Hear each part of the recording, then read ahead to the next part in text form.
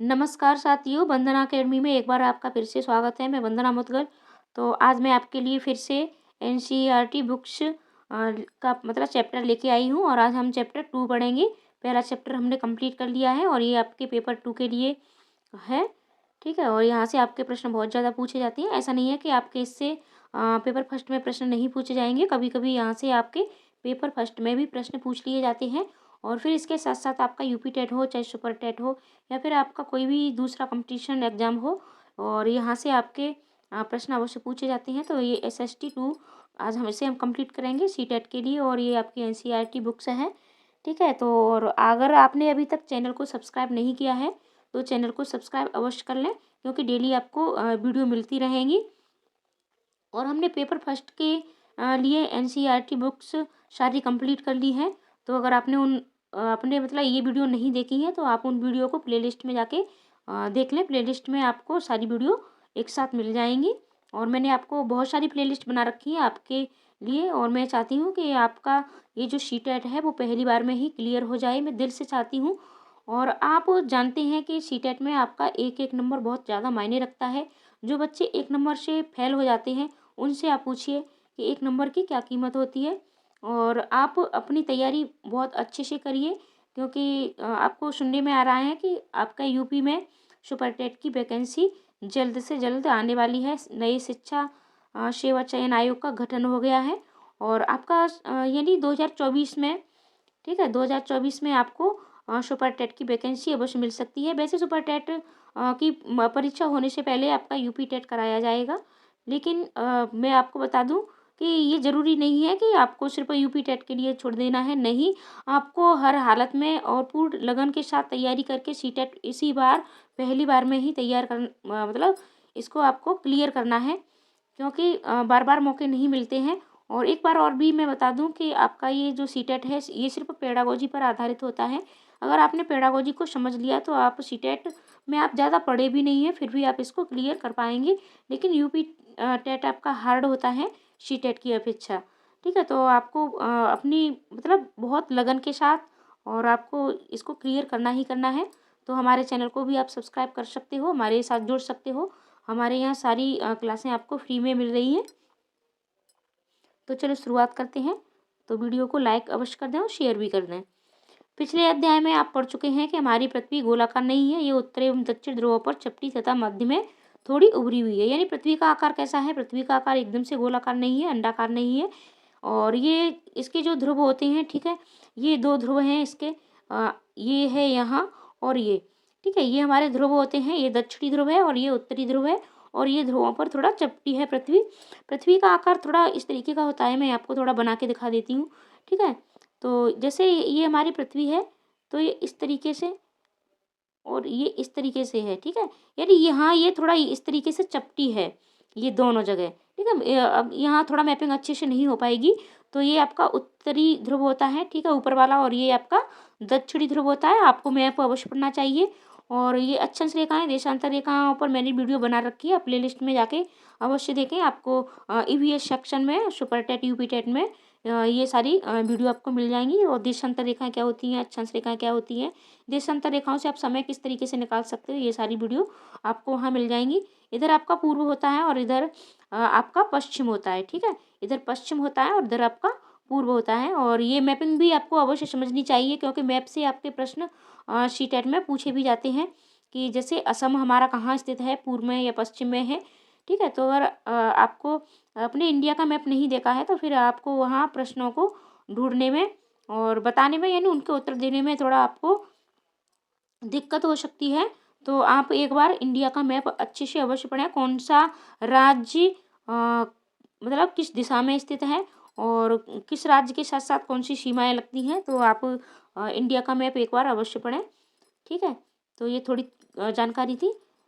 और हमने पिछले चैप्टर में यानी चैप्टर 1 में हमने क्या क्या पढ़ा था? हमने पढ़ा था सौरमंडल में पृथ्वी, हमने पृथ्वी के बारे में पढ़ लिया है, चंद्रमा के बारे में पढ़ लिया है, सूर्य के बारे में पढ़ लिया है, क्षुद्र ग्रहों के बारे में पढ़ लिया है, उल्कापिंडों के बारे में भी हमने पढ़ लिया है, और हमारे जो 8 ग्रह हैं हमने उनके बारे में भी पढ़ लिया है। और ये आपका चैप्टर 2 है। तो इसमें अक्षांश और देशांतर रेखाओं के बारे में हम पढ़ रहे हैं, और सीधे सीधे आपके सी टेट में यहाँ से प्रश्न बनते भी हैं। आप कहोगे मैडम आप ये इधर उधर की बातें ज़्यादा बताती हो, चैप्टर नहीं पढ़ा रही हो, थोड़ा शांति रखिए, धैर्य रखिए, और इसे तो हम पढ़ेंगे ही पढ़ेंगे, लेकिन मैं आपकी ये काम की चीज़ें होती हैं, आपकी तैयारी में थोड़ा सा हेल्प मतलब आपकी हो सकती है, तो मैं बस बता देती हूँ। तो चलो शुरुआत करते हैं। यानी पृथ्वी का आकार कैसा है, तो ये एकदम से गोलाकार नहीं है, अंडाकार भी नहीं है, ये ध्रुवों पर थोड़ा चपटी है, ठीक है। अब ग्लोब क्या है, तो ग्लोब पृथ्वी का लघु रूप में एक वास्तविक प्रतिरूप है, यानी ये एक प्रतिरूप है, ये इसके एक छाया है, ठीक है। इसको हम काल्पनिक पृथ्वी मानते हैं, यानी ठीक है, ये एक काल्पनिक रूप है। ग्लोब विभिन्न आकार एवं प्रकार के हो सकते हैं, जैसे बड़ी ग्लोब जो आसानी से एक स्थान से दूसरे स्थान नहीं ले जा सकते, और पॉकेट में रखने वाले छोटे ग्लोब या गुब्बारे जैसे ग्लोब जिनमें हवा भरी जा सकती है, और इन्हें आसानी से एक स्थान से दूसरे स्थान ले जाया जा सकता है। ग्लोब स्थिर नहीं होते हैं, इसे उसी प्रकार घुमाया जा सकता है जैसे कुमार का पहिया या लट्टू घूमता है। आपने स्कूलों में ग्लोब अवश्य देखे होंगे, ठीक है, ऑफिस में रखे हुए, प्रिंसिपल ऑफिस में। इसे उसी प्रकार घुमाया जा सकता है जैसे कुमार का पहिया या लट्टू घूमता है। ग्लोब पर देशों, महाद्वीपों तथा महासागरों को उनके सही आकार में दिखाया जाता है, ठीक है। ग्लोब पर हम महाद्वीपों को, देशों को और महासागरों को उनका कहाँ स्थित है उसी स्थिति को समझाते हैं। पृथ्वी के समान किसी गोले पर किसी बिंदु की स्थिति का वर्णन करना कठिन है। अब ये प्रश्न उठता है कि इस पर किसी स्थान की स्थिति कैसे बताई जा सकती है। इसके लिए हमें कुछ बिंदुओं, रेखाओं के संदर्भ की आवश्यकता होती है, ठीक है। यानी ये जो पृथ्वी होती है, तो पृथ्वी पर हमारी, ठीक है, स्थिति का वर्णन करना कठिन है। तो अब प्रश्न क्या उठता है कि इसकी स्थिति को हम कैसे बताएंगे, तो हमें कुछ बिंदुओं एवं रेखाओं की आवश्यकता होती है। आप देखेंगे कि एक सुई ग्लोब में झुकी हुई अवस्था में स्थित होती है, जिसे अक्ष कहा जाता है, और ग्लोब पर वे दो बिंदु जिनसे होकर सुई गुजरती है उत्तर तथा दक्षिण ध्रुव हैं। ग्लोब को इस सुई के चारों ओर पृथ्वी की भांति पश्चिम से पूर्व की ओर घुमाया जा सकता है, लेकिन याद रखें इन दोनों में एक अंतर है। पृथ्वी पर वास्तव में ऐसी कोई सुई नहीं होती है, ये अपने अक्ष पर चारों ओर घूमती है, जो एक काल्पनिक रेखा है। यानी हमारी ये जो ग्लोब होता है, ठीक है, ये देखो, ये यहाँ से ये सुई है, ये यहाँ से और ये यहाँ तक, ऐसे ये अंदर से, और इसमें ये घूमी हुई है, ठीक है, ये यहाँ से इस तरीके से।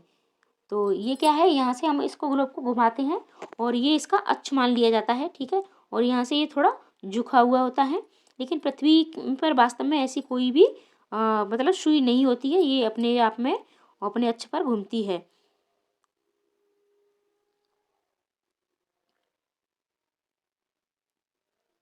अब ये अपने अक्ष पर चारों ओर घूमती है, जो एक काल्पनिक रेखा है, यानी हमने ये काल्पनिक रेखा को क्या मान लिया है, इसका अक्ष मान लिया है। एक अन्य काल्पनिक रेखा भी ग्लोब को दो बराबर भागों में बांटती है, यानी पृथ्वी को, ठीक है, ग्लोब को क्या, पृथ्वी को दो बराबर भागों में जो रेखा बांटती है उसे क्या कहा जाता है, उसे विषुवत वृत्त कहा जाता है, ठीक है। उसे क्या कहते हैं, विषुवत वृत्त कहते हैं, इसे विषुवत रेखा भी कहते हैं, और विषुवत रेखा के साथ साथ इसे भूमध्य रेखा भी कहते हैं। भूमध्य का अर्थ होता है, भू का अर्थ होता है पृथ्वी, मध्य का होता है बीच, यानी पृथ्वी के बीचों बीच से गुजरने वाली रेखा, तो इसे क्या कहते हैं, इसे विषुवत रेखा कहते हैं। इसे 0 डिग्री अक्षांश रेखा भी कहते हैं, ठीक है। और इस पर जब मैं आपको कभी डिटेल में यूपी टेट के लिए, सुपर टेट के लिए पढ़ाऊंगी, तो मैं आपको यहाँ से फिर से पढ़ाऊंगी। ये देखो, ये आपकी विषुवत रेखा है, ठीक है, यानी ये पृथ्वी को दो बराबर भागों में बांटती है। पृथ्वी के उत्तर स्थित आधे भाग को उत्तरी गोलार्ध तथा दक्षिण वाले आधे भाग को दक्षिणी गोलार्ध कहते हैं, यानी इसके ये जो नीचे वाला हिस्सा है इसको दक्षिणी गोलार्ध और ऊपर वाला हमारा उत्तरी गोलार्ध होता है। और अगर आप डिटेल में पढ़ना भी चाहते हैं तो इस पर मैंने वीडियो बना रखी है, आप प्ले लिस्ट में जाके उनको अवश्य देखें, ठीक है। ये दोनों बराबर के आधे भाग होते हैं। इस प्रकार विषुवत वृत्त पृथ्वी पर एक काल्पनिक वृत्त बनाती है, एवं यह पृथ्वी पर विभिन्न स्थानों की स्थिति बताने का सबसे महत्वपूर्ण संदर्भ बिंदु है। विषुवत वृत्त से ध्रुवों तक स्थित सभी समानांतर वृत्तों को अक्षांश रेखाएं कहा जाता है। अक्षांशों को अंश में मापा जाता है। अब जैसे ये हमारी अक्षांश रेखा है, और इस अक्षांश रेखा के समानांतर ये रेखाएं खींची जाती हैं इस तरीके से, ठीक है। तो इस तरीके से ये जो रेखाएं खींची जाती हैं, और ये सारी हमारी क्या कहलाती हैं, इन्हें हम अक्षांश रेखाएं कहते हैं, ठीक है। और ये उत्तरी भाग और दक्षिणी ये दोनों भागों में होती हैं। तो इन्हें हम क्या कहते हैं? इन्हें हम अक्षांश रेखाएं कहते हैं। और अक्षांश रेखाओं की संख्या कितनी होती है? चलो हम आगे पढ़ते हैं। विषुवत वृत्त शून्य अंश अक्षांश को दर्शाती है। अभी हमने बताया था ये आपकी जो विषुवत रेखा होती है इसे हम क्या कहते हैं? शून्य अक्षांश रेखा भी कहते हैं। क्योंकि विषुवत वृत्त से दोनों तरफ ध्रुवों के बीच की दूरी पृथ्वी के चारों ओर के वृत्त का 1/4 है, अतः इसका माप होगा 360 अंश का 1/4 यानी 90 अंश। इस प्रकार 90 अंश उत्तरी अक्षांश उत्तर ध्रुव को दर्शाता है तथा 90 अंश दक्षिणी अक्षांश दक्षिण ध्रुव को। यानी अक्षांश की संख्या कितनी होती है? ये 90 हमारे इधर होते हैं उत्तर में और 90 हमारे दक्षिण में। तो ये कितने हो गए? ये टोटल हो गए हमारे 180। यानी अक्षांश रेखा हमारी कितनी होती है? 180 होती है। इस प्रकार विषुवत वृत्त के उत्तर की सभी समानांतर रेखाओं को उत्तरी अक्षांश कहा जाता है तथा विषुवत वृत्त के दक्षिण स्थित सभी समानांतर रेखाओं को दक्षिणी अक्षांश कहा जाता है। क्या आप जानते हैं अपने स्थान से ध्रुव तारे का कोण मापकर आप अपने स्थान का अक्षांश जान सकते हैं? ये आपकी एक्टिविटी है, आप यहाँ से अपने अक्षांश जान सकते हैं। इसलिए प्रत्येक अक्षांश के मान के साथ उसकी दिशा यानी उत्तर या दक्षिण दिशा को भी लिखा जाता है। सामान्यतः इसे उ या द अक्षर से व्यक्त किया जाता है। उदाहरण के लिए महाराष्ट्र में चंद्रपुर एवं ब्राजील, दक्षिण अमेरिका में बेलो होरिजोंटे दोनों एक ही अक्षांश यानी 20 अंश पर स्थित हैं, लेकिन चंद्रपुर विषुवत वृत्त के 20 अंश उत्तर में एवं बेलो होरिटेज विषुवत वृत्त के 20 अंश दक्षिण में स्थित है। ठीक है, यानी ये उत्तर और दक्षिण का फर्क आपका हो जाता है। इसलिए हम कहते हैं कि चंद्रपुर 20 अंश उत्तरी अक्षांश पर तथा बेलो हॉरिजॉन्टे 20 अंश दक्षिण अक्षांश पर स्थित है। 2.2 यानी चित्र 2.2 से स्पष्ट है कि जैसे जैसे हम विषुवत वृत्त से दूर जाते हैं अक्षांशों का आकार घटता जाता है। ये देखो ये आपका है और ये मैपिंग है आपकी, यहाँ से आप समझ सकते हो। ये आपकी पृथ्वी है और ये पृथ्वी के ये बीचों बीच से ये आपकी विषुवत रेखा या भूमध्य रेखा गुजरती है। ठीक है, फिर यहाँ से ये आपकी ये समानांतर यानी इस विषुवत रेखा के समानांतर ये जो रेखाएं खींची जाती हैं, ठीक है, इस तरीके से, और ये इधर भी खींची जाती हैं। ये हमारी क्या होती हैं? ये अक्षांश रेखाएं इन्हें कहते हैं हम। ठीक है, इन्हें हम क्या कहते हैं? अक्षांश रेखाएं कहते हैं। और ये आपके उत्तरी और ये आपका दक्षिणी, देखो ये उत्तरी आपका ये दक्षिणी ध्रुव है और ये आपका उत्तरी ध्रुव है। ठीक है, अब जैसे यहाँ से ये तो 0 डिग्री वाला हो गया और 0 डिग्री के साथ साथ जैसे ये है अब आपका 23.5, ठीक है, उत्तरी अक्षांश रेखा है और इसे हम क्या कहते हैं? इसे हम कर्क रेखा कहते हैं। और ये भी आपका 23.5 डिग्री है। ठीक है, लेकिन ये दक्षिणी है, ये दक्षिणी अक्षांश है और ये दक्षिणी अक्षांश में इसे हम मकर रेखा कहते हैं। तो ये आपको हमेशा याद रखना है कि मकर रेखा आपका दक्षिणी होता है और दक्षिणी अक्षांश, और ये कर्क रेखा आपकी उत्तरी अक्षांश में। तो ये आपको थोड़ा समझ में आ रहा होगा। और ये आपका दे रहा है कि यानी आप जैसे इससे विषुवत रेखा से ध्रुवों की ओर चलते हैं तो क्या है कि अक्षांशों की जो दूरी है वो क्या है? वो मतलब घटती जाती है। ठीक है, जैसे यहाँ देखो ये विषुवत रेखा आपकी इतनी लंबी है, फिर ये थोड़ा कम हुई, ये थोड़ा कम हुई और ये यहाँ आके बिल्कुल एक बिंदु का रूप ले लेते हैं। ठीक है, ये ध्रुवों पर ये एक बिंदु का रूप ले लेते हैं हमारे अक्षांश। अक्षांश समानांतर रेखाएं, विषुवत वृत्त 0 डिग्री, उत्तरी ध्रुव 90 ये और तथा दक्षिणी 90, यानी ये यहाँ से आप चलोगे तो ये भी आपका 90, ठीक है, 90 अंश, और ये भी आपका 90 अंश। इस तरीके से आपका होता है। उत्तरी गोलार्ध में कर्क रेखा 23.5 डिग्री, ठीक है, उत्तरी और दक्षिणी गोलार्ध में मकर रेखा 23.5 डिग्री। ये हमारे मैंने आपको समझा ही दिया है। अब आगे बढ़ते हैं। कर्क रेखा एवं मकर रेखा के बीच के सभी अक्षांशों पर सूर्य वर्ष में एक बार दोपहर में सिर के ठीक ऊपर होता है, इसलिए इस क्षेत्र में सबसे अधिक ऊष्मा प्राप्त होती है। इसे उष्ण कटिबंध कहा जाता है। कर्क रेखा तथा मकर रेखा के बाद किसी भी अक्षांश पर दोपहर का सूर्य कभी भी सिर के ऊपर नहीं होता है। ध्रुव की तरफ सूर्य की किरणें तिरछी होती जाती हैं। इस प्रकार उत्तरी गोलार्ध में कर्क रेखा एवं उत्तर ध्रुव वृत्त तथा दक्षिणी गोलार्ध में मकर रेखा एवं दक्षिण ध्रुव वृत्त के बीच वाले क्षेत्र का तापमान मध्यम रहता है, इसलिए इन्हें शीतोष्ण कटिबंध कहा जाता है। और यहाँ से आपके प्रश्न बनते भी हैं, आप इन्हें नोट्स कर लें या फिर वीडियो को कम से कम 2 या 3 बार अवश्य देखें। उत्तरी गोलार्ध में उत्तर ध्रुव वृत्त एवं उत्तरी ध्रुव तथा दक्षिणी गोलार्ध में दक्षिण ध्रुव वृत्त एवं दक्षिणी ध्रुव के बीच के क्षेत्र में ठंड बहुत होती है, क्योंकि यहाँ सूर्य क्षितिज से ज़्यादा ऊपर नहीं आ पाता है, इसलिए ये शीत कटिबंध कहलाते हैं। अब बात करते हैं हम देशांतरों की। ठीक है, देशांतर क्या होते हैं? किसी स्थान की स्थिति को बताने के लिए उस स्थान के अक्षांश के अतिरिक्त कुछ और जानकारियों की आवश्यकता होती है। आप देख सकते हैं कि प्रशांत महासागर में स्थित टोंगा द्वीप एवं हिंद महासागर में स्थित मॉरिशस द्वीप एक ही अक्षांश पर स्थित हैं। उनकी सही स्थिति जानने के लिए ये पता करना होगा कि उत्तर ध्रुव को दक्षिण ध्रुव से जोड़ने वाली संदर्भ रेखा से पूर्व या पश्चिम की ओर इन स्थानों की दूरी कितनी है। इन संदर्भ रेखाओं को देशांतरी यम्बोत्तर कहते हैं तथा उनके बीच की दूरी को देशांतर के अंशों में मापा जाता है। प्रत्येक अंश को मिनट में तथा मिनट को सेकंड में विभाजित किया जाता है। ये अर्धवृत्त हैं तथा उनके बीच की दूरी ध्रुवों की तरफ बढ़ने पर घटती जाती है एवं ध्रुवों पर शून्य हो जाती है, जहाँ तक देशांतरी यम्बोत्तर आपस में मिलती हैं। अब यह मैप से इन सारी चीज़ों को समझेंगे। ठीक है, अभी थोड़ा हम बुक को पढ़ते हैं। अक्षांश रेखाओं से भिन्न सभी देशांतरी यम्बोत्तरों की लंबाई समान होती है। यानी अक्षांश रेखाएं क्या होती हैं? विषुवत रेखा सबसे बड़ी होती है, ठीक है, और फिर उसके बाद अक्षांश रेखाएं घटती जाती हैं, यानी छोटी होती जाती हैं, लेकिन देशांतर रेखाएं सभी क्या होती हैं? बराबर होती हैं। इसलिए इन्हें सिर्फ मुख्य संख्या में व्यक्त करना कठिन था।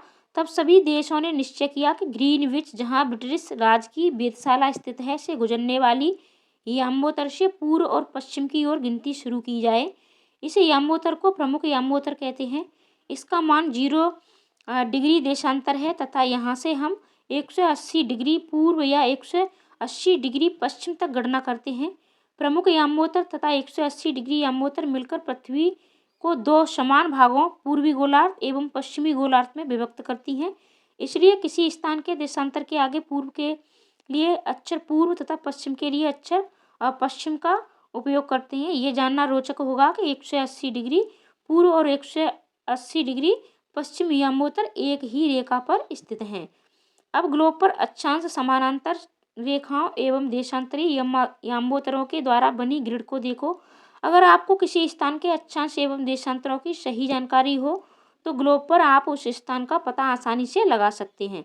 उदाहरण के लिए असम में धुबरी, ठीक है, आपका 26 डिग्री उत्तरी अक्षांश एवं 90 डिग्री पूर्व देशांतर पे स्थित है। अब उस बिंदु को देखें जहाँ ये दोनों रेखाएं एक दूसरे को काटती हैं। ये बिंदु धुबरी की सही स्थिति होगा। अब थोड़ा हम इसे मैप से समझते हैं कि ये क्या होती हैं। आपको पढ़ने से इस तरीके से आपको थोड़ा समझ में नहीं आया होगा। चलो हम यहाँ से शुरुआत करते हैं कि देशांतर रेखा क्या होती हैं। अब सबसे पहले बात करते हैं हम अक्षांश रेखाओं की। तो ये देखो, अक्षांश रेखाएं हमारी इस तरीके से खींची जाती हैं, ठीक है, और ये क्या है? ये हमारी छोटी होती जाती हैं और ये ध्रुवों पर आकर के बिल्कुल एक बिंदु के रूप में हो जाती हैं। और ये जो हमारी रेखा होती है, ठीक है, बीच वाली, तो इसे हम क्या कहते हैं? इसे भूमध्य रेखा कहते हैं। और इसके ये उत्तरी अक्षांश और ये दक्षिणी अक्षांश है। लेकिन ये हमारी जो देशांतर रेखाएं होती हैं, तो ये क्या होती हैं? ये हम ध्रुवों से, यानी एक ध्रुवों से दूसरे ध्रुवों को मिलाने वाली रेखाओं को देशांतर कहते हैं। ठीक है, ये क्या होती हैं? ये ध्रुवों को आपस में मिलाती हैं और इसीलिए ये मतलब समान होती हैं। और ये मतलब कोई भी छोटी बड़ी नहीं होती। जैसे ये हमारा उत्तरी ध्रुव है, इसको हम मान के चलते हैं, ठीक है, ये हमारा उत्तरी ध्रुव है और इस ध्रुव से और इस ध्रुव को, ठीक है, इस तरीके से ये हम मतलब ध्रुवों को मिलाती हैं। तो इस तरीके से ये, यानी ये जो रेखाएं हैं ये ध्रुवों पर ही आके मिलेगी। यानी एक इस बिंदु से शुरू होके और फिर ये आके इसी बिंदु पर इस तरीके से मिलेगी। इस तरीके से ये खींची जाती हैं, ठीक है। ये हमारी देशांतर रेखाएं होती हैं। तो आपको समझ में आ रहा होगा। तो अब इनको हम किस तरीके से बांटते हैं? ये हमारा उत्तर होता है, अभी हमने आपको बताया था, और ये हमारा दक्षिण होता है पृथ्वी पर, और ये हमारा इधर क्या होता है? पश्चिम होता है। ये हमारा पश्चिम होता है और ये हमारा पूर्व होता है। तो देशांतरों के हिसाब से हम इसको किस में बांटते हैं? हम इसको मतलब पूर्व और पश्चिम में बांटते हैं, ठीक है। यानी पूर्वी देशांतर और पश्चिमी देशांतर, और यही ये देशांतर होते हैं, ये हमारा समय का निर्धारण करते हैं, ठीक है। यानी समय का निर्धारण किससे होता है, और तो ये हमारा देशांतरों से होता है। ये देखो यहाँ से हम समझेंगे इस वाले मैप से कि ये देखो इसमें आपकी ये अक्षांश रेखाएं भी दिखाई गई हैं, ठीक है। और ये आपकी देशांतर रेखाएं, यानी ये एक ध्रुव से दूसरे ध्रुवों को इस तरीके से ये मिलाती हैं। ये देखो ये बिंदु आपको दिखाई भी दे रहा होगा। तो ये आपका ये याम्बोत्तर यानी प्रमुख याम्बोत्तर रेखा होती है, और ये 0 पर होती है, ठीक है। तो ये आपका पूर्व है और ये आपका पश्चिम है। जब भी हम पूर्व की तरफ चलते हैं तो यहाँ हमारा प्रत्येक 4 मिनट है, ठीक है। यानी प्रत्येक अक्षांश पर, सॉरी, हमारे देशांतर पर +4 मिनट समय क्या होता है, बढ़ता जाता है। जो भी हमारा ये ग्रीनविच का जो टाइम होता है, ठीक है। और इधर हमारा क्या होता है, इधर हमारा माइनस हो जाता है।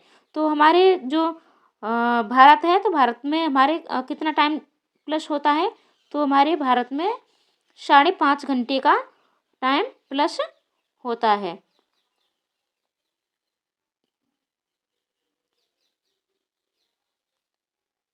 अब देखो ये समय निकालना भी ये आपको यहाँ से सिखाएंगे। देशांतर और समय,